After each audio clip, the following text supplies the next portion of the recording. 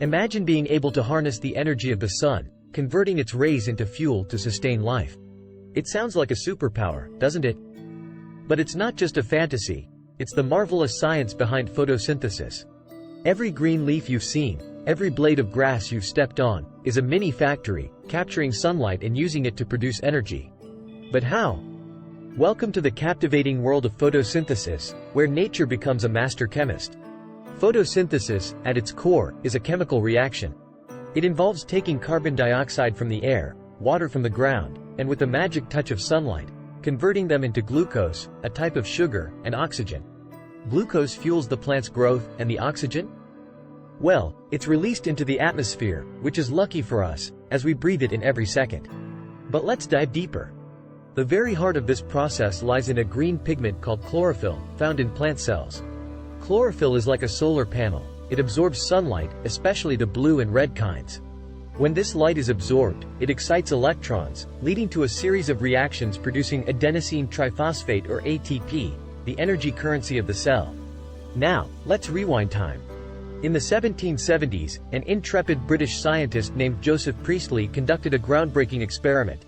He isolated a mouse in a bell jar, and as expected, after a while, the mouse struggled to breathe. The air had become saturated with carbon dioxide from its own exhalation. But, in a twist, when he introduced a mint plant into the jar, the mouse's distress eased. Days passed, and yet the mouse remained healthy. The plant had somehow restored the air. Priestley had unknowingly stumbled upon photosynthesis in action. But here's the suspenseful part. Priestley, being a close friend of Benjamin Franklin, shared his findings with him. Franklin, with his sharp mind, saw the broader implications.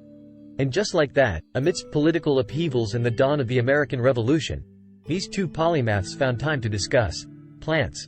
Who would have thought? Building on this, another scientist, Jan Ingenhousz, discovered that this air-restoring effect only occurred when the plant was exposed to light. Piece by piece, the puzzle of photosynthesis was coming together. But it's not just about plants. Every breath you take, the oxygen filling your lungs, is a byproduct of this extraordinary chemical process. Consider this.